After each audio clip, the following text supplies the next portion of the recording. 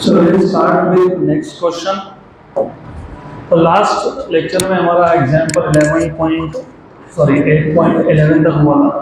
So we have completed up to example 8.11. We'll go ahead with next question. Example 8.12. Two charged particles. दो charged particle है having equal charge 3 into 10 raised to minus 5. Each are brought from infinity to a separation of 30 centimeters. Find the increase in electrostatic energy, potential energy during the process. बहुत simple सा question है. तो question क्या है पहले वो समझ लो. दो चार्ज पार्टिकल है, दोनों का मैग्नीट्यूड सेम है, मतलब दोनों charges are equal charges.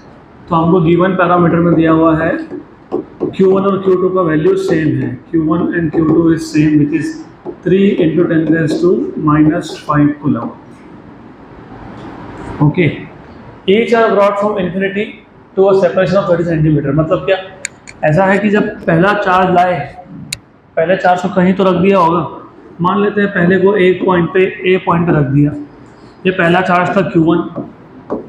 What is the work done in breaking the first charge? 0, क्योंकि अपोज करने के लिए कोई फील्ड नहीं था. अब दूसरा चार्ज लाए, दूसरे चार्ज को एक दूसरे पॉइंट पे बी पॉइंट पे रख दिया Q2, और इन दोनों का सेपरेशन मतलब डिस्टेंस बोला है 30 सेंटीमीटर. कितना? 30 सेंटीमीटर. तो R equal to 30 into 10 raise to minus 2 metre. Correct. Find the increase in electrostatic potential energy during the process. Increase in potential energy मतलब पोटेंशियल एनर्जी. क्यों ऐसा? क्योंकि जब तुम पहला चार्ज लाए थे तो वर्क डन हुआ ही नहीं था, तो सिंगल चार्ज का तो एनर्जी था नहीं, राइट. जब तुम दूसरा चार्ज लाए तब वर्क डन हुआ.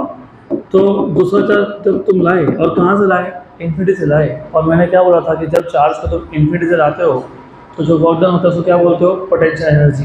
तो तुमको क्या फाइंड करने के लिए बोला है? Potential energy. क्या बोला है? Potential energy. तो what is the formula for potential energy of a system of two charges? क्या होता है फॉर्मूला? दो चार्ज, दो चार्ज, दो चार्ज, पोटेंशियल एनर्जी, दो charge, potential energy 1/4 pi epsilon 0 Q1 Q2 by R. Square नहीं, वो फोर्स होता है R. करेक्ट.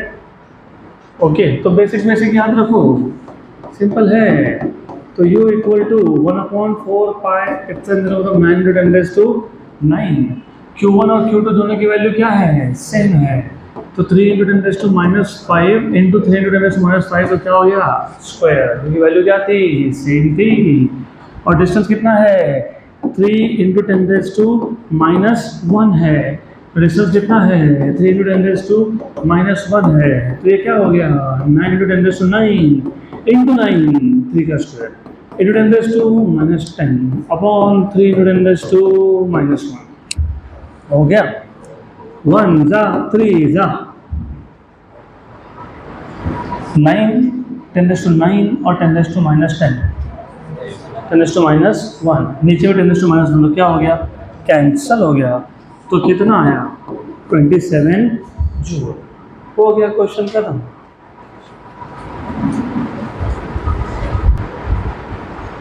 Next question.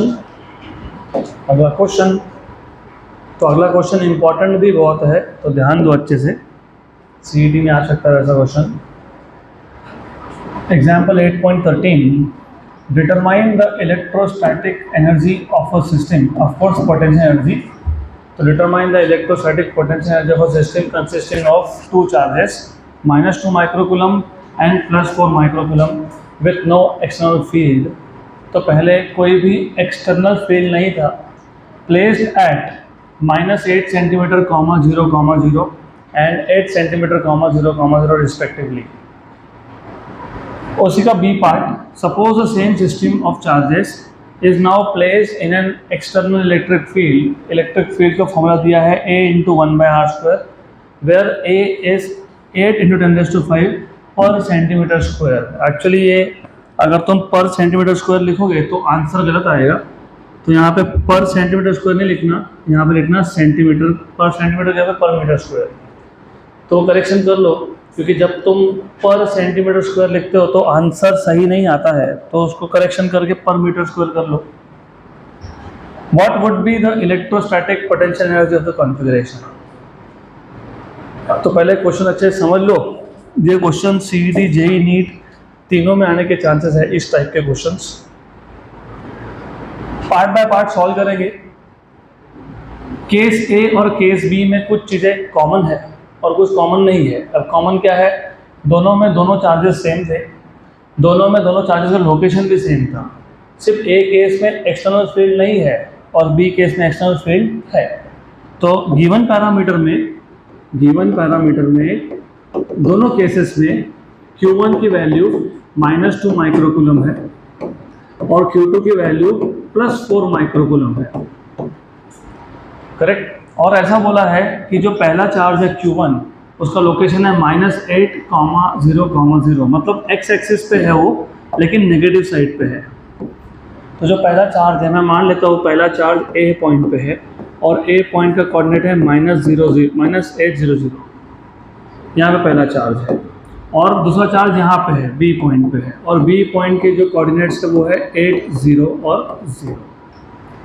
अब ऐसा है, यहाँ पे ये जो पहला चार्ज है इसका सेंटर से, पहले चार्ज का सेंटर से डिस्टेंस को बोल दूंगा R1, जो आएगा 8 सेंटीमीटर। डिस्टेंस कभी नेगेटिव नहीं होता। पहला चार्ज कौन से पॉइंट पे है, ए पे। ए के कोऑर्डिनेट्स क्या है, -800। -8 का मतलब सिर्फ इतना होता है कि सेंटर के लेफ्ट में, लेकिन डिस्टेंस कभी तुम नेगेटिव लेते हो क्या, नहीं। तो R1 की वैल्यू क्या आएगी, 8 सेंटीमीटर। सिमिलरली सेंटर से दूसरे साइड पे R2, इसकी वैल्यू भी क्या आएगी, 8 सेंटीमीटर।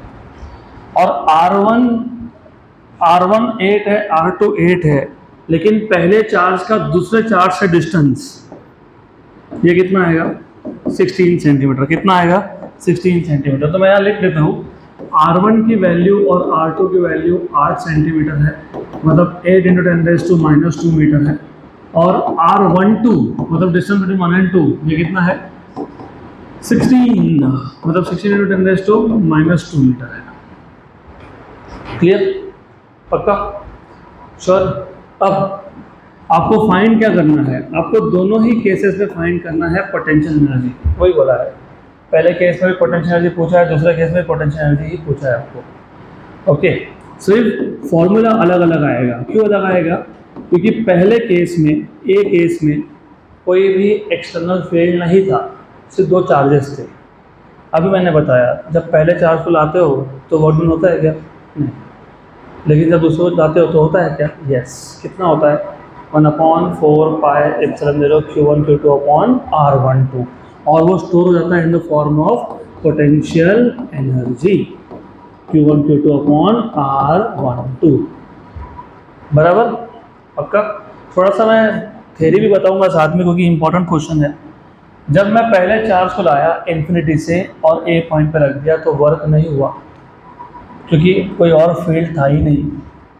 लेकिन जब मैं दूसरे चार्ज को लाया और बी पॉइंट पर रख दिया तो वर्क हुआ, और वो वर्क कितना हुआ, 1/4πε0 Q1 Q2 R12, और वो किस में स्टोर हो गया, in the form of potential energy of the system. ये केस ए का फॉर्मूला बन गया। केस बी का सेम नहीं होता है। क्यों नहीं होता है, क्योंकि देखो ऐसा है, केस बी में बोला है कि वहाँ पे एक एक्सटर्नल फील्ड है, और अगर आपको याद होगा मैंने बताया था कि अगर एक्सटर्नल फील्ड हो तो एक्सटर्नल फील्ड का वहाँ पे क्या होता है, पोटेंशियल होता है। याद आ रहा है, अभी 2 दिन पहले हुआ था। तो जब पहला चार्ज लाऊंगा मैं ए पे रखने के लिए तो उस केस में भी वर्क होगा। तो पहले चार्ज को लाने में कितना वर्क होता है, याद है क्या तुमको, कितना वर्क होता है, कितना होता है वर्क, याद है।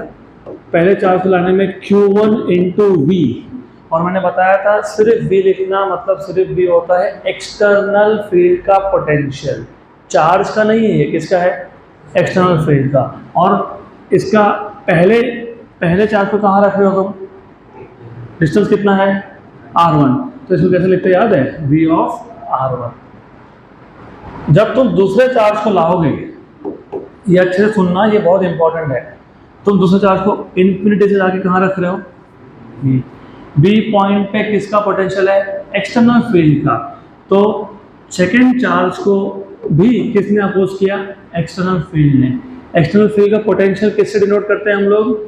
किससे करते हैं? V से। लेकिन इस बार V कहाँ पे? R2 पे। सेकेंड चार्ज जहाँ रखने वाले हो उस डिस्टेंस पे। लेकिन जब सेकेंड चार्ज लाए तो एक्सटर्नल फील्ड के साथ साथ पहले से कौन बैठा था? Q1। तो Q1 में क्या करेगा? अपोज करेगा। तो अगर आपको याद होगा हमने ऐसा लिखा था उस केस में, सेकेंड चार्ज को पहले चार्ज का पोटेंशियल भी क्या करेगा? अपोज करेगा। तो V1 किसका पोटेंशियल है? पहले चार्ज का। V किसका पोटेंशियल है? एक्सटर्नल फील्ड का। V1 किसका पोटेंशियल है? पहले चार्ज का। और V किसका है? एक्सटर्नल फील्ड का। कहाँ पे? R2 पे। कहाँ पे? R2 पे।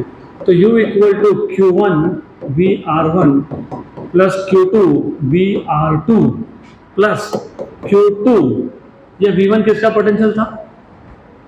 V1 किसका पोटेंशियल था? अभी तो बताया, फर्स्ट चार्ज का। कौन से पॉइंट पे?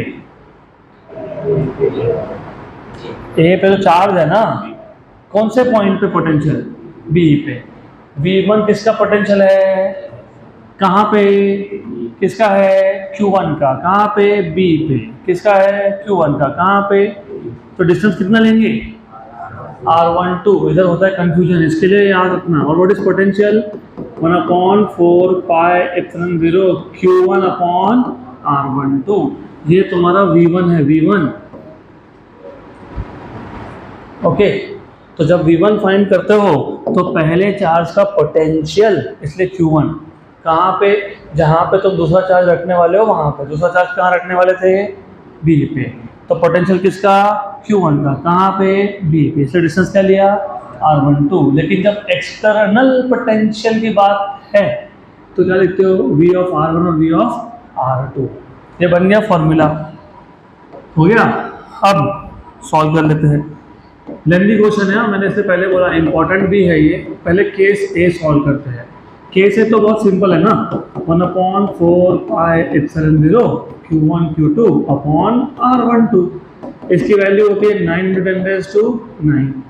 Q1 की वैल्यू कितनी दी हुई है आपको? -2 × 10⁻⁶। और Q2 की वैल्यू कितनी है? 4 × 10⁻⁶। तो 10⁻⁶ पहले चार्ज का और 10⁻⁶ दूसरे चार्ज का, तो कितना हो गया? 10⁻12। अपॉन दोनों चार्ज में डिस्टेंस कितना है? 16 सेंटीमीटर। तो 10⁻²। करेक्ट? बराबर? पक्का? श्योर? तो ये आ गया आपका -8 इंटू 9 इंटू 10⁻9 और -12 कितना आ गया? -3 अपॉन 16 इंटू 10⁻²। ओके, अब 8 1 जा और 8 2 जा। 9/2 कितना होता है? 4.5। 10⁻³ और नीचे -2 तो कितना? -1 और माइनस साइन भी है साथ में, तो कितना हो गया? -0.45 जूल। ये हो गया पहले केस का पोटेंशियल एनर्जी, -0.45। अब दूसरे केस का इतना आसान नहीं है। क्यों नहीं है? क्योंकि तुमको दूसरा केस सॉल्व करने के लिए क्या चाहिए? V of R2। मतलब पहले चार्ज के लोकेशन पे और दूसरे चार्ज के लोकेशन पे एक्सटर्नल इलेक्ट्रिक फील्ड का पोटेंशियल। अब एक बात बताओ, हमने एक टॉपिक देखा था, relation between electric field and electric potential था। क्या relation between electric field and electric potential 2 दिन पहले देखा था। तो what is the relation between electric field and electric potential? What is the relation between electric field and electric potential?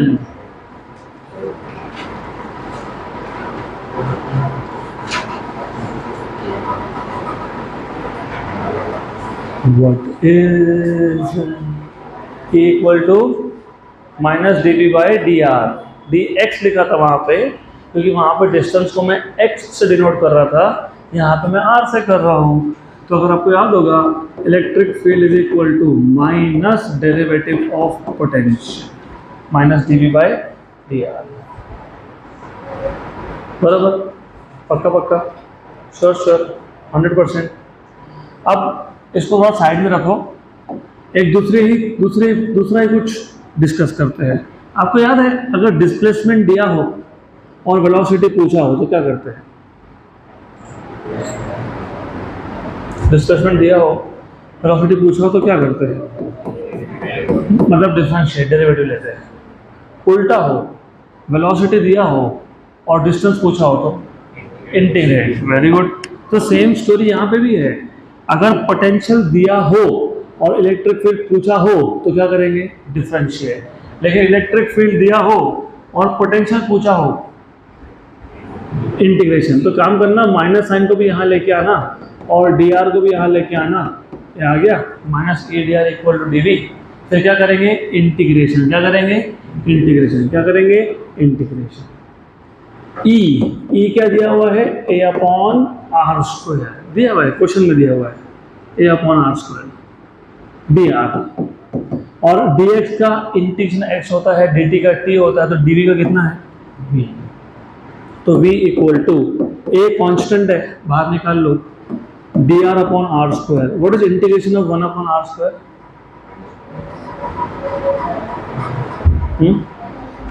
Minus 1 by R. अगर नहीं याद हो ना कोई बात नहीं, याद ध्यान। अगर if you do not remember कोई प्रॉब्लम नहीं है। तुमको ये याद है क्या? याद है r रेज़ टू n का इंटीग्रेशन होता है r raise to n plus 1 upon n plus 1। इधर r स्क्वायर है ना, r स्क्वायर है ना इधर, तो इस r स्क्वायर को मैं r रेज़ टू माइनस 2 लिख सकता हूँ कि नहीं? लिख सकता हूँ ना, ऐसा लिख सकते हैं ना। तो n मतलब कौन? -2। तो क्या लिखूंगा? r raise to -2 plus 1 upon -2 plus 1। तो r रेज़ टू -1 अपॉन -1, तो -1 बाय r आ गया। तो क्या है इसका इंटीग्रेशन? -1 bye r। ये सिर्फ तुम्हारे इंफॉर्मेशन के लिए रख रहा हूँ मैं इसको, नहीं तो मैं लिखता नहीं यहाँ पे। एनीवेज चलो ठीक है, इधर आ जाओ। तो v इक्वल टू क्या आ जाएगा? -a।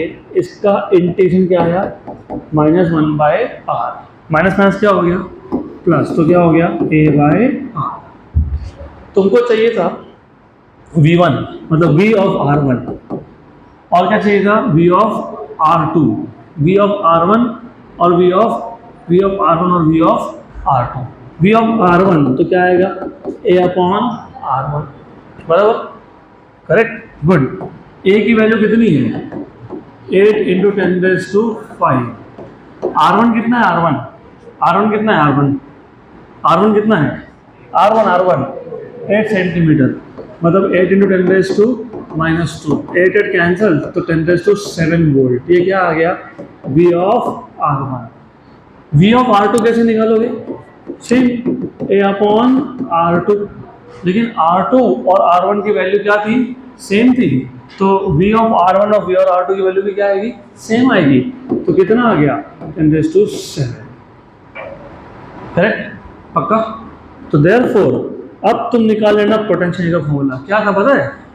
Q1 v of r1 plus Q2 v of r2 plus 1/4 pi epsilon 0 Q1 Q2 upon r12।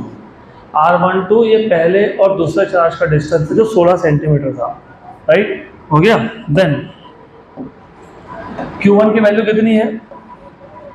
Q1 की वैल्यू कितनी है? -2 इंटू 10⁻⁻⁶। ये Q1 है। V ऑफ R1 कितना है तुम्हारा? 10⁻⁷ प्लस Q2 की वैल्यू कितनी है? 4 into 10⁻⁻⁶ into V of R2, वो भी कितना आया? 10⁷ प्लस 1/4 पाई एप्सिलॉन 0 कितना है? 9 क्यों कर रहे हो? क्यों कर? तुमने पहले केस में क्या फाइंड किया? पहले केस में वही किया ना, तो वो डायरेक्टली है ना तुम्हारे पास। कितना है?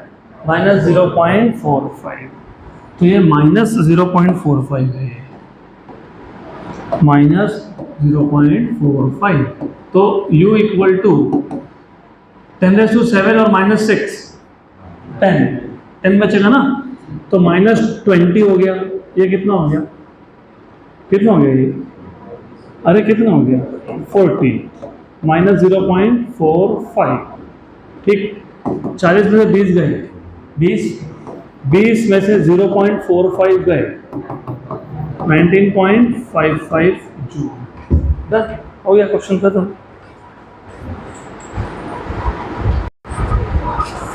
चलो अगला क्वेश्चन, नेक्स्ट क्वेश्चन, अगला क्वेश्चन थोड़ा fast. Example 8.14, an electric dipole consists of two opposite charges each of magnitude 1 microcoulomb separated by 2 centimeter. The dipole is placed in an external field of 10⁵ Newton per coulomb. Find the maximum torque exerted by the field on the dipole. The work the external agent will have to do in turning the dipole through 180 degrees starting from the position theta equal to 0. तो पहले तो पूरा question समझ लो अच्छे से। हमारे पास एक electric dipole है, जिनको याद नहीं होगा मैं वापस एक बार बता देता हूँ। इलेक्ट्रिक डाइपोल में हमारे पास दो इक्वल बट अपोजिट चार्जेस होते हैं। तो अगर यहाँ पे प्लस Q है, इसको Q1 बोल देता हूँ, तो यहाँ पे ये -Q है, इसको Q2 बोल देता हूँ। फिर अगर आपको याद होगा, सेंटर से Q1 का डिस्टेंस हम लोग L लेते हैं और Q2 का भी L लेते हैं, मतलब Q1 से Q2 तक का डिस्टेंस होता है 2L। कितना होता है 2L। अब हमें गिवन पैरामीटर में क्या क्या दिया है, हमको Q1 की वैल्यू दी है, Q1 ये प्लस Q है, कितना दिया है 1 माइक्रोकूलम मतलब 10⁻⁻⁶, और Q2 की वैल्यू दी हुई है हमको, कितना दिया हुआ पता है -1 माइक्रोकूलम, क्योंकि इक्वल बट अपोजिट होता है तो -10⁻⁻⁶, और दोनों में डिस्टेंस 2 सेंटीमीटर बोला है। कितना बोला है 2 सेंटीमीटर। तो दोनों में डिस्टेंस मतलब कितना डिस्टेंस 2 है, ये कितना है 2 सेंटीमीटर, मतलब कितना है 2 × 10⁻² मीटर। तो 2L की वैल्यू दी है आपको, क्लियरली बोला है सेपरेटेड बाय 2 सेंटीमीटर, मतलब दोनों का डिस्टेंस क्या है ये 2L। और इलेक्ट्रिक फील्ड की वैल्यू दी है, कितनी दी है 10⁵ newton per coulomb, electric field की वैल्यू दी है। पूछा गया है मैक्सिमम टॉर्क। अब मैक्सिमम टॉर्क कैसे फाइंड करते हैं देखते हैं, लेकिन फिलहाल टॉर्क पूछा है मैक्सिमम और बोला है वर्क डन। तो अगर आपको याद होगा, तो याद होना चाहिए, वो हमने 11th स्टैंडर्ड में सीखा था, what is torque acting on dipole in an electric field, formula भूल गए, P sin थीटा। और what is the work done in rotating dipole from angle θ0 to angle theta, ये तो अब भी देखा था 12th में, ये होता है PE cos of initial angle minus cos of final angle, बराबर। तो ये दोनों फॉर्मूला पता होंगे तो क्वेश्चन सॉल्व हो जाएगा। तो अभी ऐसा है, सबसे पहले आपको ये समझना है टॉर्क PE sin थीटा, लेकिन P होता है Q × 2L। याद है क्या इलेक्ट्रिक डाइपोल मोमेंट, याद है हाँ कि ना, याद है ना, पक्का। अब एक बात बताओ, हमने चार्ज चेंज किया नहीं, हमने डिस्टेंस चेंज किया नहीं, हमने इलेक्ट्रिक फील्ड चेंज किया नहीं, मतलब टॉर्क किस पे डिपेंड करता है साइन थीटा। तो टॉर्क मैक्सिमम कब होगा, जब साइन थीटा की वैल्यू मैक्सिमम होगी। तो torque will be maximum when sin theta is maximum, और sin थीटा की मैक्सिमम वैल्यू होती है 1, मतलब 90 डिग्री पे कितनी होती है 1। पता है ना, साइन की वैल्यू +1 से -1 ही हो सकती है, तो मैक्सिमम कितनी हो गई 1। कब, जब थीटा कितना हो 90। तो देयरफॉर जो मैक्सिमम टॉर्क है, मैक्सिमम टॉर्क क्या है P × E, और साइन थीटा की वैल्यू कितनी हो गई 1, लेकिन P क्या है Q × 2L × E, हो गया गुड।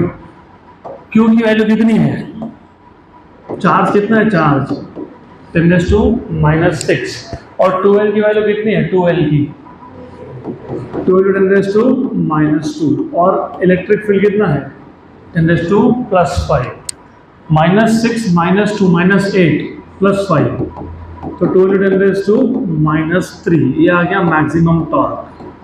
और टॉर्क का दो यूनिट होते हैं, या तो न्यूटन मीटर लिख लो या जूल लिख लो, दोनों चलता है। न्यूटन मीटर क्यों? क्योंकि टॉर्क होता है फोर्स इनटू डिस्टेंस, तो न्यूटन मीटर में चलता है। लेकिन फोर्स इनटू डिस्टेंस वर्क भी तो होता है ना, what is work done? Force into distance. तो टॉर्क के दो यूनिट है, न्यूटन मीटर या फिर जूल, दोनों में से कोई भी देखो चलता है, कोई प्रॉब्लम नहीं है। Number 2, work done is equal to PE cos of theta 0 minus cos of theta. ठीक है, ये पीई ये तो तुमने फाइंड किया ना, मैक्सिमम टॉर्क कितना था? पीई, और उसी की वैल्यू क्या आई? हाँ, तो पीई की वैल्यू क्या है? 200 कॉस ऑफ इनिशियल एंगल कहाँ से स्टार्ट किया था? 0 से, तो इनिशियल एंगल कितना था? 0। कितना घुमाया? 180। तो फाइनल कितना है? फाइनल कितना है? 180। फाइनल एंगल कितना है? 180 है ना, आगे ना? हाँ, यस। अरे क्वेश्चन में बोला है तो यस यस, ठीक है, सही है। 200 minus 3, what is cos 0? What is cos of 180? What is 1 minus of minus 2? What is 2 into 2? 4, तो 4 into 10 minus 3 न्यूटन मीटर या फिर जूल, दोनों में से कोई भी एक। लेकिन वर्क है तो नॉर्मली वर्क को हम लोग जूल में लिखते हैं, तो जूल। तो ये हो गया आपका क्वेश्चन खत्म।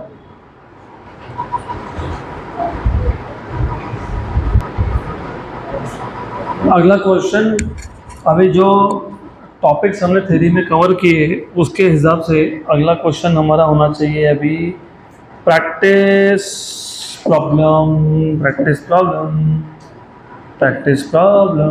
नंबर, वैसे 9 ले सकते हैं हम लोग, तो just let me check. Practice problem number 4 होना चाहिए, यहाँ पे 4 मिसिंग है, तो 1 मिनट दो मुझे प्रॉब्लम नंबर 4 लाने के लिए। ओके,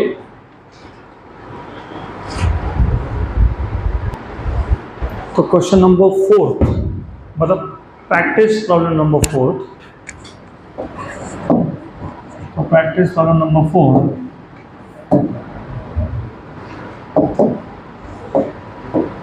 चलो सिंपल क्वेश्चन है ये भी, यहाँ ध्यान दो। 3 charges minus small Q plus capital Q minus small Q are placed at equal distance on straight line. Important, मैं आपको थोड़ा सा इसको सिंप्लीफाई करके दूंगा। हमारे पास 3 चार्जेस है, minus Q plus capital Q minus small Q again are placed at equal distance on straight line. तो माइनस स्मॉल क्यू से कैपिटल क्यू से वापस माइनस स्मॉल क्यू, डिस्टेंस क्या है? सेम है। If the potential energy of the system of 3 charges is 0, मतलब तीनों charge का जो सिस्टम है उसका जो पोटेंशियल एनर्जी वो कितना है? 0 है। तो what is the ratio of capital Q by small Q? तो capital Q by small Q का रेशो कितना है? तो पहले तो क्वेश्चन समझ लो, बहुत इजी क्वेश्चन है। मान लो यहाँ पे माइनस क्यू है, यहाँ पे भी माइनस क्यू है, और इनके बीच में कहीं तो प्लस कैपिटल क्यू है, तो इनके बीच में कहीं पे प्लस कैपिटल क्यू है। सॉरी फॉर दिस,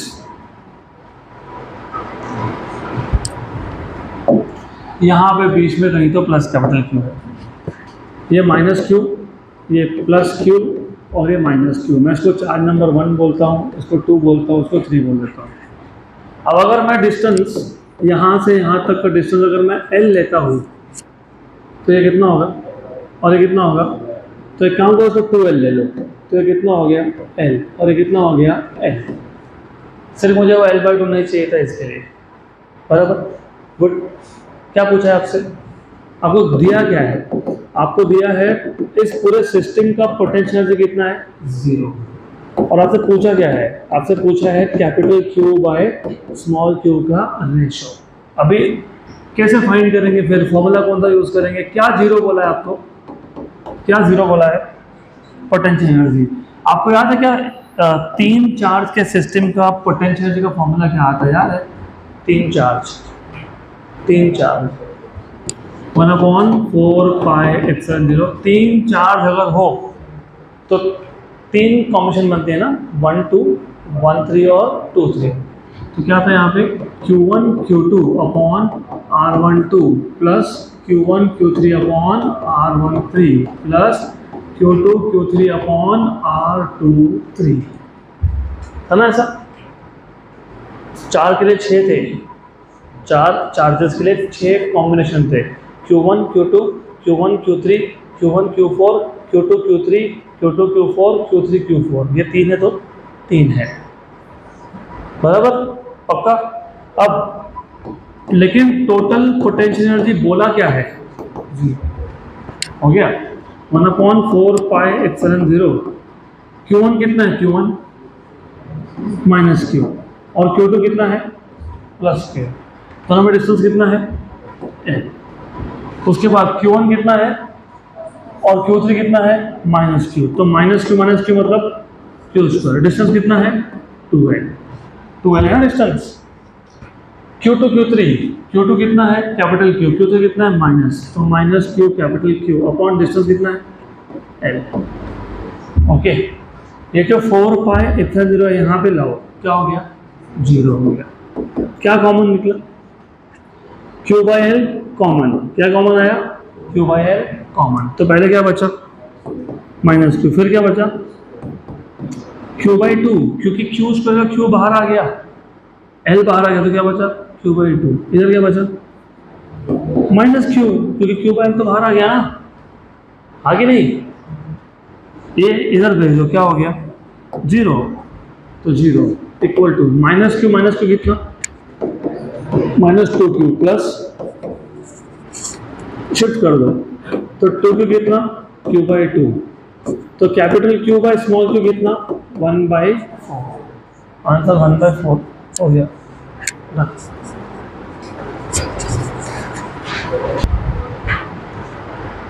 चलो अगला क्वेश्चन, क्वेश्चन नंबर 9।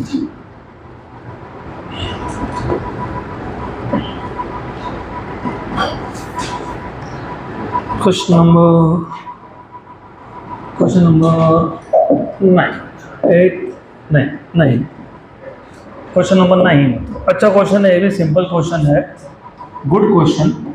तो क्या बोला है क्वेश्चन में, देख लो एक बार।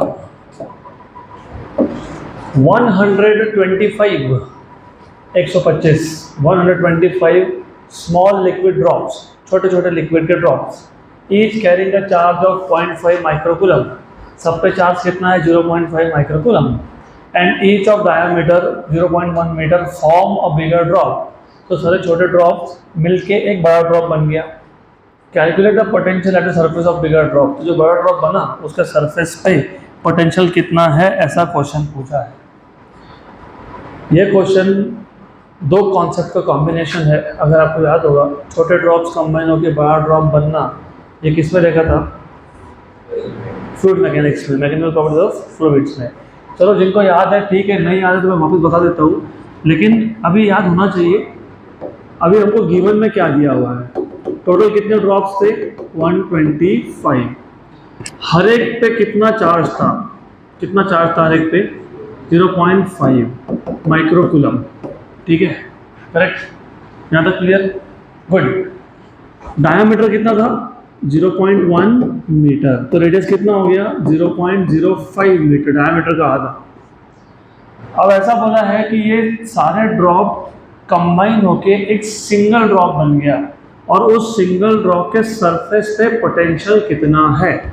तो आपको फाइंड करने के लिए क्या बोला है? पोटेंशियल। कहाँ पे? बड़े ड्रॉप के VB, मतलब बिग ड्रॉप के सरफेस पे। तो पोटेंशियल कहाँ फाइंड करना है? बड़े ड्रॉप के सरफेस पे, बिग ड्रॉप के सरफेस पे। अब इसको सॉल्व कैसे करते हैं? पहले मैं फॉर्मूला देख लेता हूँ।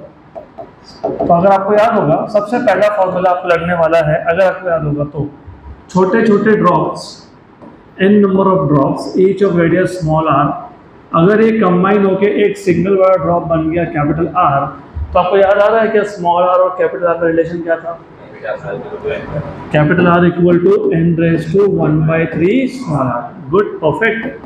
हमारे पास 125 दिया हुआ है, ये 125 का क्यूब रूट होता है 5, तो 5r। तो बड़े ड्रॉप का रेडियस कितना हो गया? 5r। 5 इंटू 0.05, क्योंकि डायमीटर 0.1 था, कितना आया? अरे 5 इंटू 5 25, 0.25 होगा ना, ये 0.25 मीटर, बराबर है, सही है, प्रॉपर है, कोई दिक्कत नहीं है। हो गया। दूसरा आपको ये पता होना चाहिए टोटल चार्ज बड़े ड्रॉप पे कितना होगा। एक बात बताओ, इस पे Q, इस पे Q, इस पे भी Q, सब सब मिलके बड़ा ड्रॉप बन गया, तो कैपिटल Q क्या होगा? N into Q. एक ड्रॉप पे Q चार्ज है, दो ऐसे दो ड्रॉप मिल गए तो कितना हो गया? 2Q। तीन मिल गए तो 3Q, चार मिल गए तो 4Q। तो Q equal to NQ। N की वैल्यू कितनी है? 125। कितना है? 125। और what is charge on each drop? 0.5। 0.5 मतलब 125 का आधा। अब माइक्रोकूलम में 125/2 आ जाएगा ये, 62.5। लेकिन मैं लिखूंगा नहीं, मैं इसको ऐसे लिखूंगा, माइक्रोकूलम है, सिर्फ माइक्रो को कन्वर्ट कर लेते हैं, 10⁻⁻⁶। अब आपको तीसरा फॉर्मूला पता होना चाहिए पोटेंशियल का। ड्रॉप के अंदर कहीं पे भी और ड्रॉप के सरफेस पे पोटेंशियल एनीवेयर इनसाइड और on the surface, potential anywhere और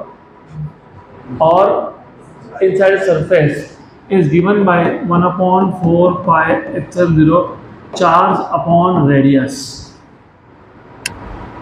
तो ड्रॉप के अंदर या ड्रॉप के सरफेस पे कहीं पे भी पोटेंशियल का फॉर्मूला यही होता है।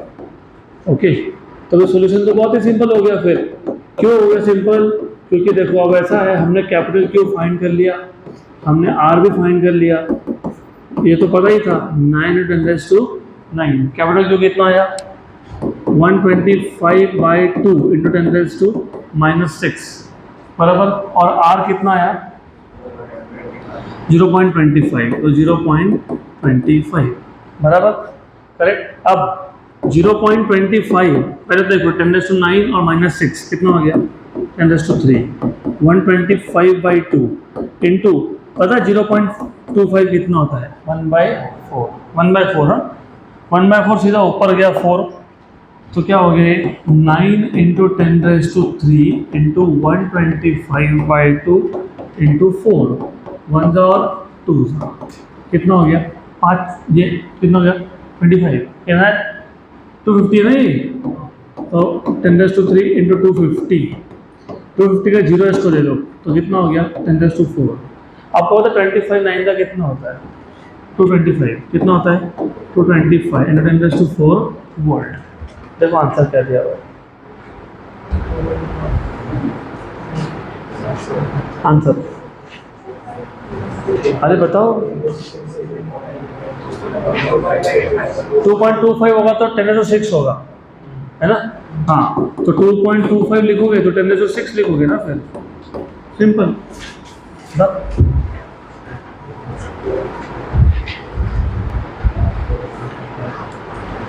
अगला क्वेश्चन हो गया, बड़े नेक्स्ट क्वेश्चन, सिंपल छोटा सा क्वेश्चन है। अगला question, the dipole moment of a water molecule is 6.3 × 10⁻³ coulomb metre. मतलब गिवन पैरामीटर में आपको वाटर मॉलिक्यूल का डायपोल मोमेंट मतलब P की वैल्यू बता दी, 6.3 × 10⁻³ coulomb metre. A sample of water contains 10⁻21 molecules। तो टोटल नंबर ऑफ मॉलिक्यूल्स कितने हैं? 10⁻21। Okay, whose dipole moments are all oriented in an electric field of strength। Electric field of strength कितना है? Field का strength 2.5 × 10⁵ newton per coulomb.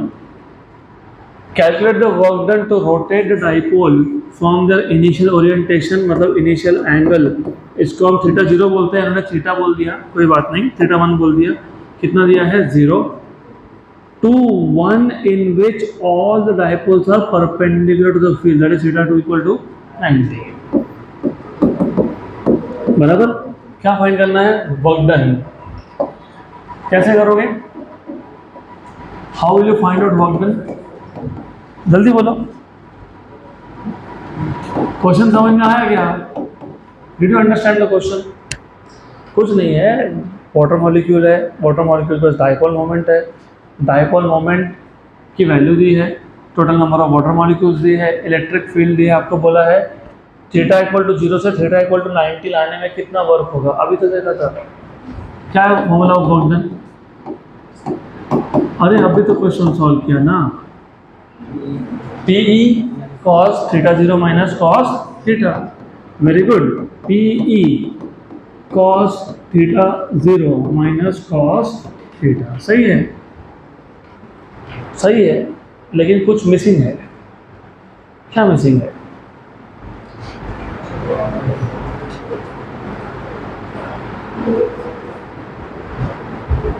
सही है लेकिन कुछ मिसिंग है। क्या मिसिंग है? ये एक मॉलिक्यूल का है, कितने मॉलिक्यूल का? एक। तुमको कितने मॉलिक्यूल दिए हैं? क्लियरली बोला है ऑल द डाइपोल्स, ऑल, तो सारे के सारे मॉलिक्यूल्स रोटेट होंगे। तो एक होता तो सिर्फ n नहीं लिखते फिर, बराबर। कितने मॉलिक्यूल्स है? 10⁻21, बस उतना ही मिसिंग था, बाकी कुछ मिसिंग नहीं था। तो work done equal to 10⁻21, P की वैल्यू 6.3 इंटू 10⁻30, इलेक्ट्रिक फील्ड की value 2.5 into 10⁵, cos of initial angle कितना दिया हुआ है? 0, और फाइनल एंगल कितना है? 90, कॉस 90, वो तो 0 ही आ जाएगा वैसे, माइनस कॉस ऑफ 90 हो गया। तो वर्क डन इक्वल टू, देखो ऐसा है, ध्यान दे, 10⁻21 और -30, -9 और 5, -4, कितना? -4, तो 2.5 इंटू 6.3 इंटू 10⁻⁻4, कॉस 0 की वैल्यू 1 और कॉस 90 की 0, तो ये क्या हो जाएगा? 1 माइनस 0। 2.5 इंटू 6.3 कैसे करते हैं? बहुत सिंपल है, 6.3 1 जा 6.3, 6.3 2 जा 12.6, 12.6, और 6.3 हाफ जा हाफ, 6.3 का हाफ 3.15, 3.15 होता है ना वो, अरे हाँ कि ना। तो 12.6 में 3.15 ऐड करो। बहुत टाइम लगाते हो कैलकुलेशन में, इतनी सिंपल सा कैलकुलेशन है। 2.5 इंटू 6.3 करना है 15.75, 15.75 इंटू 10⁻⁻4 जूल। क्या है आंसर? 1.5 लिखोगे तो 10⁻³ हो जाएगा। ठीक है, done. So that's it for today.